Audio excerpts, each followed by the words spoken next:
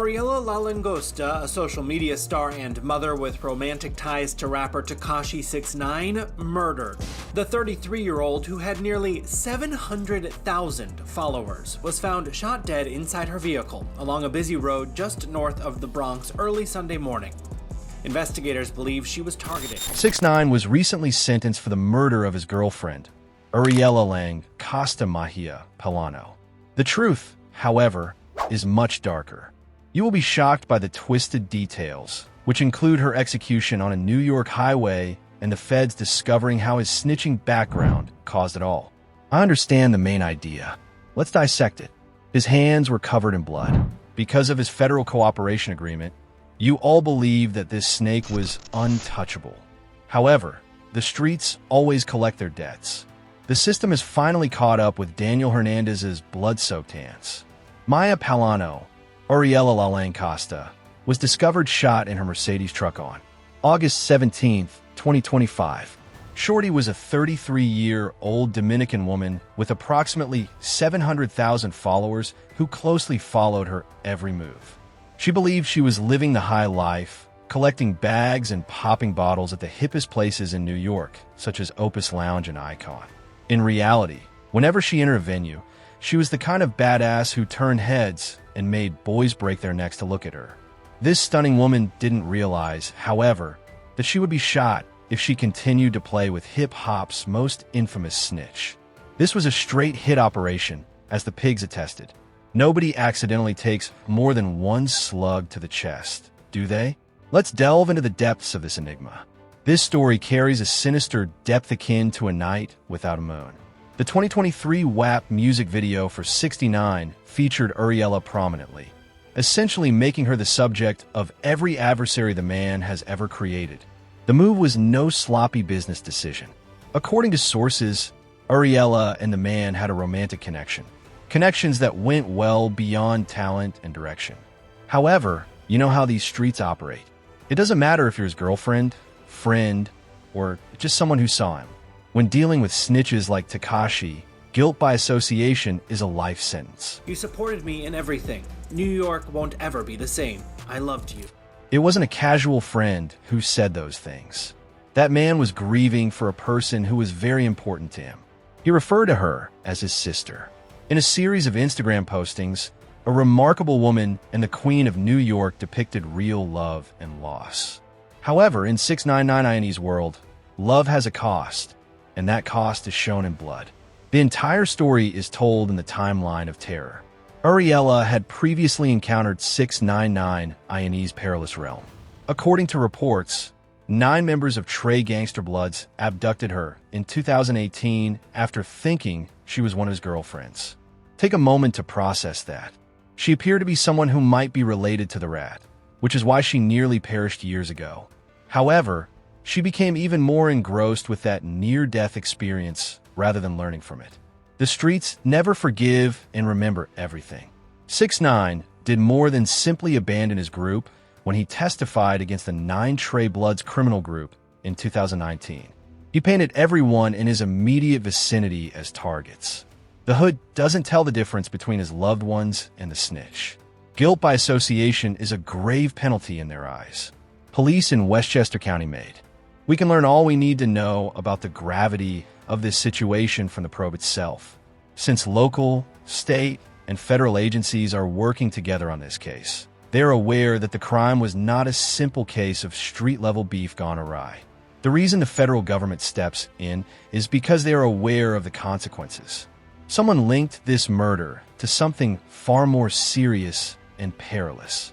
The incident is made even more disturbing by Ariella's last social media message, in which she said she felt fortunate and joyful. She was unaware that she was about to die.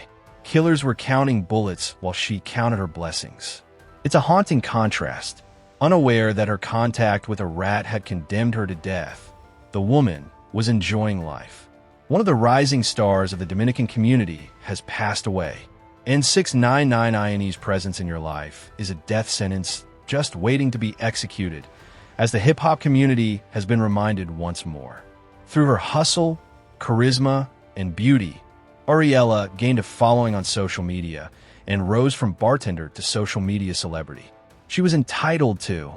Ariella lived to see her success blossom, but 6ix9ine's poison cut short her life.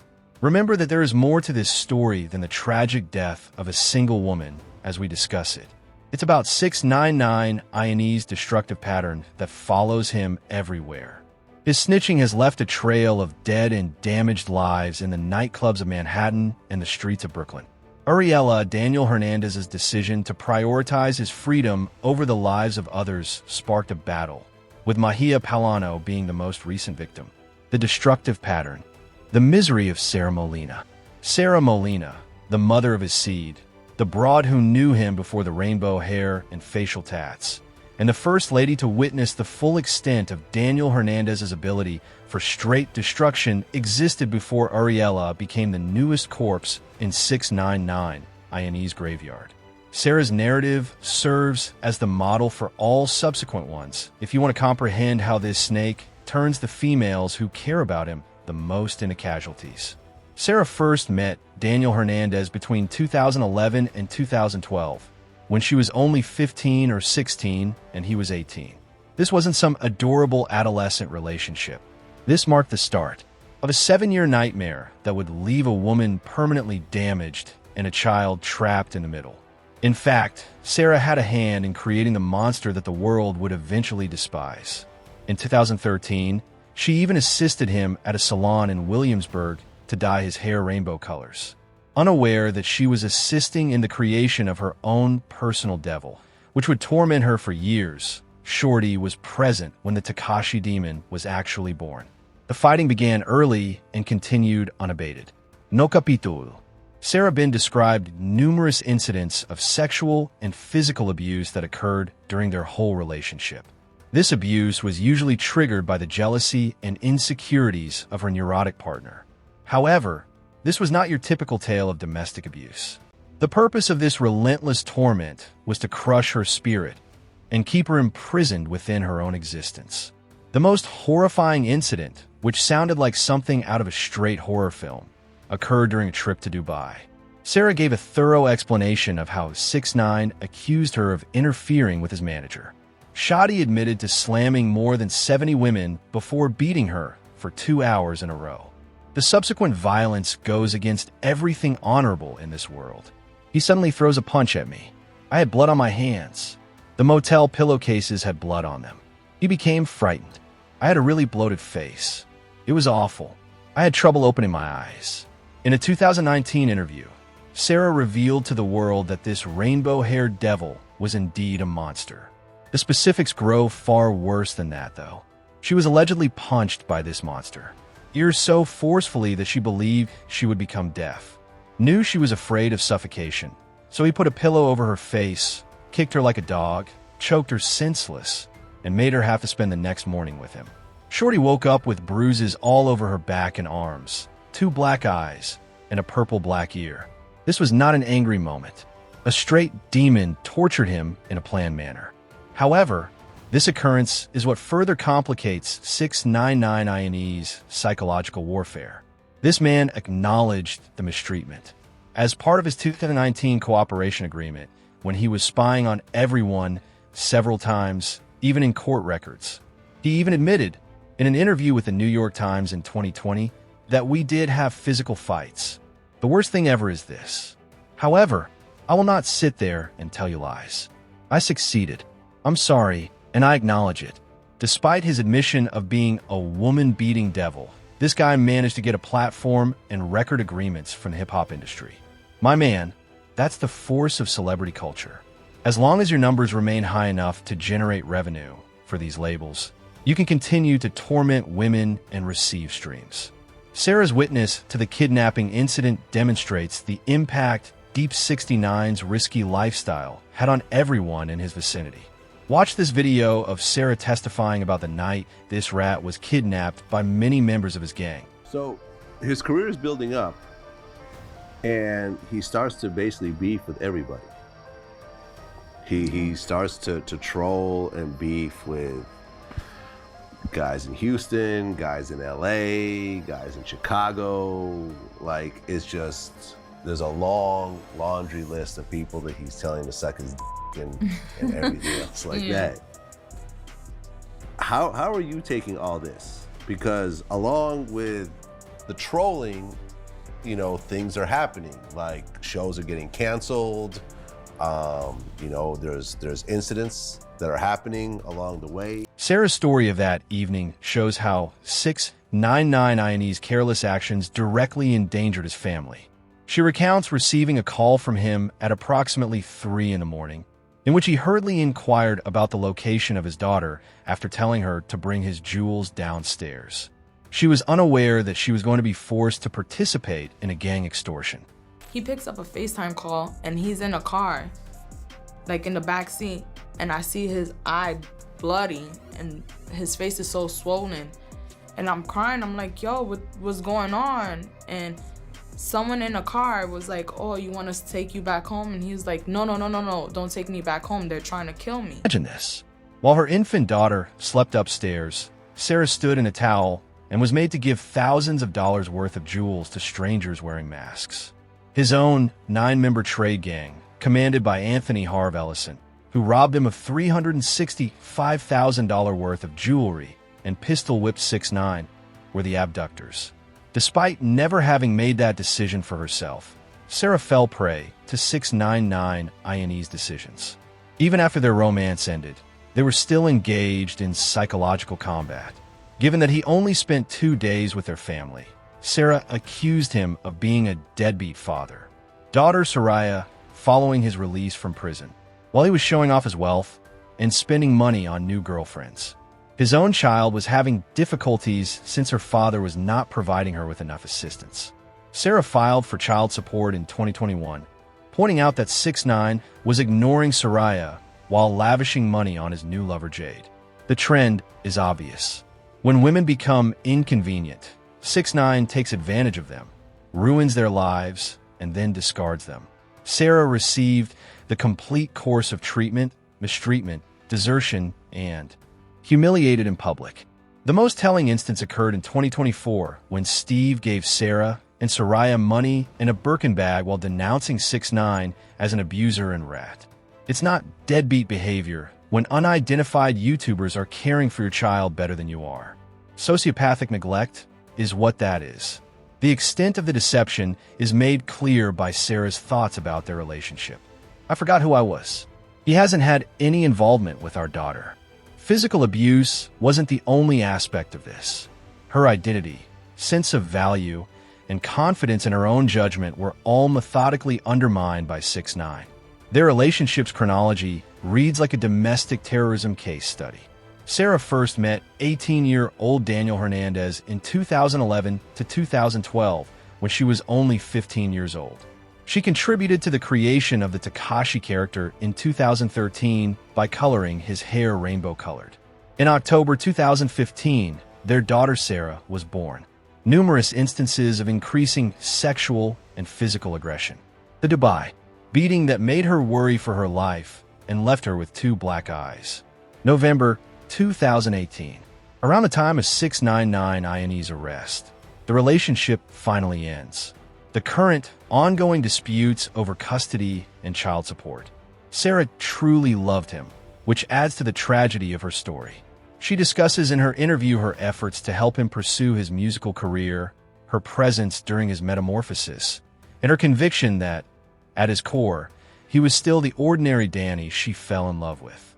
That is the distinguishing feature of a victim of abuse, justifying the abuser's actions while documenting the abuse. The fact that their relationship ended in the public further exposes 6ix9ine's total lack of regret or responsibility.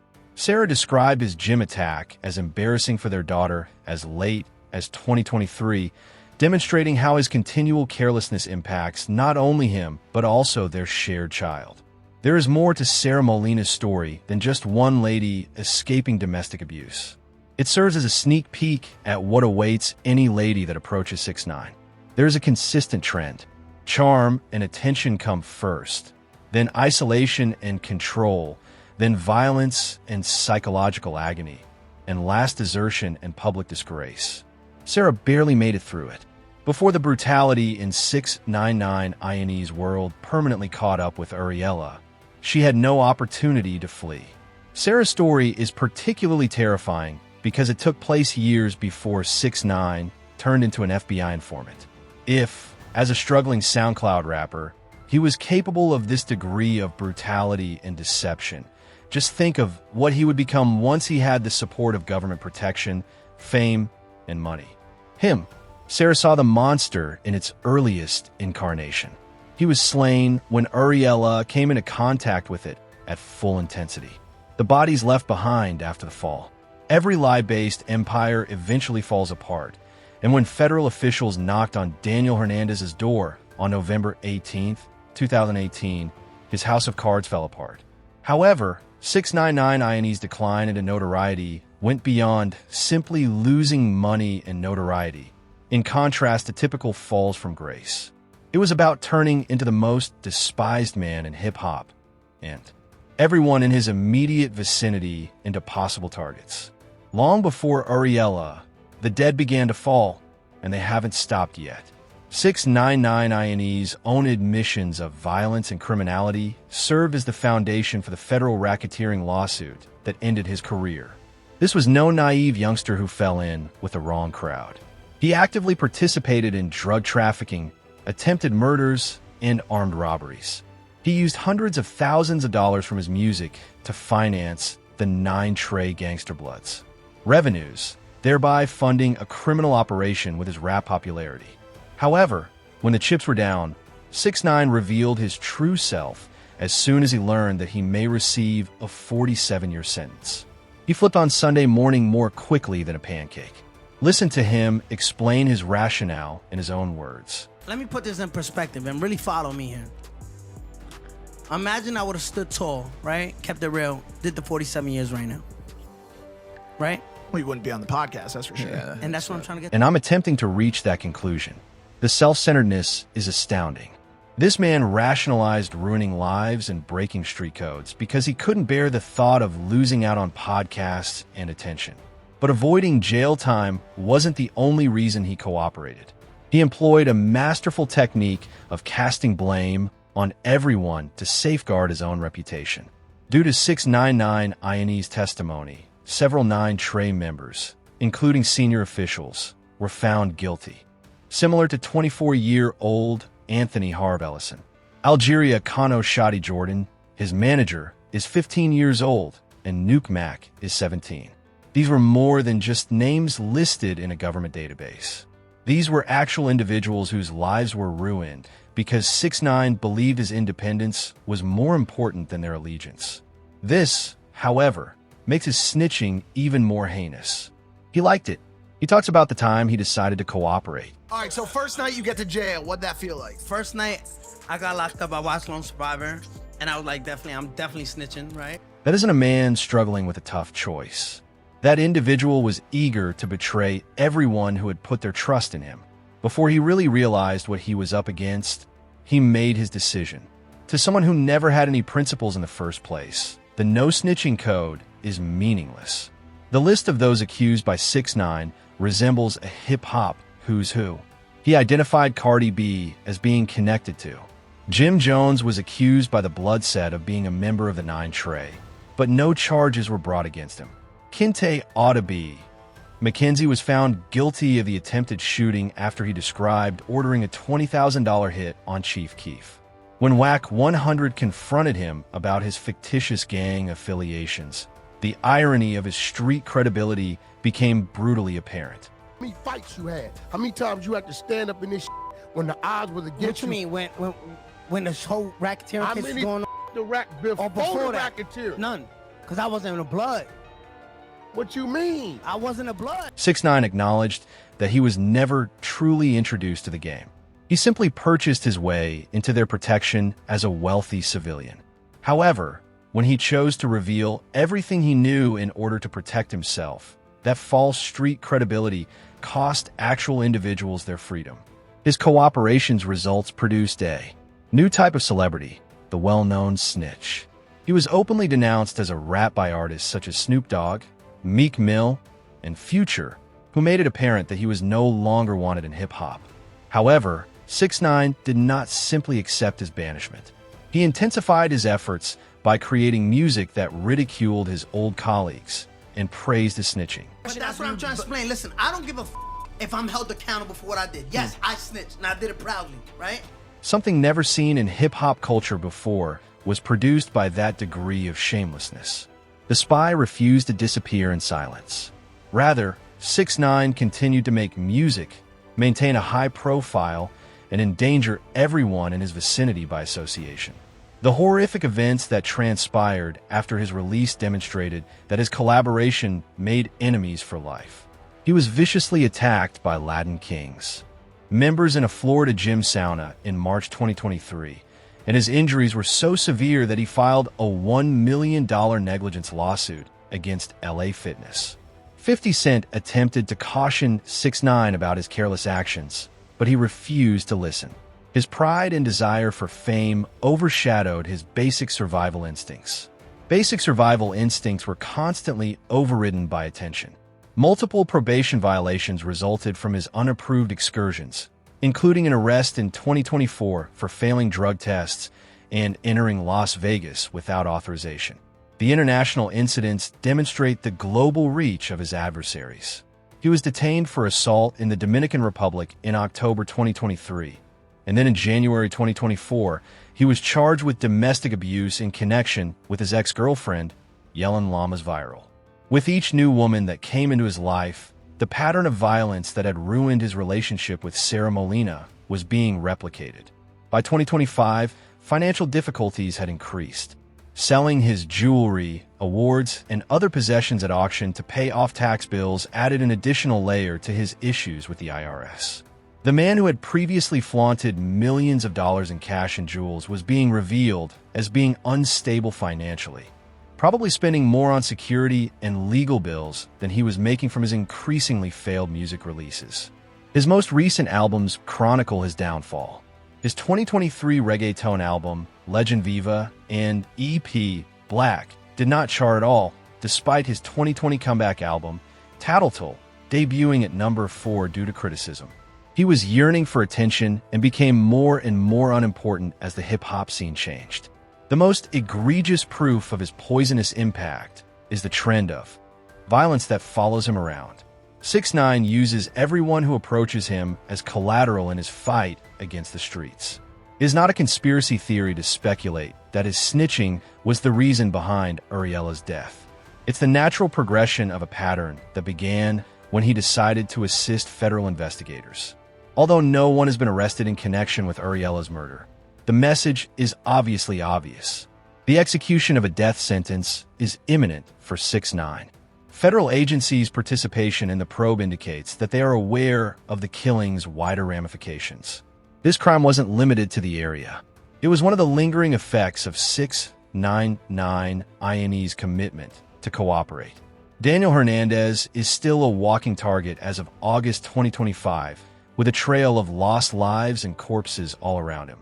He was temporarily released from prison as a result of his snitching, but he was condemned to a lifetime of watching over his shoulder, knowing that his decisions could potentially harm anybody who loves him.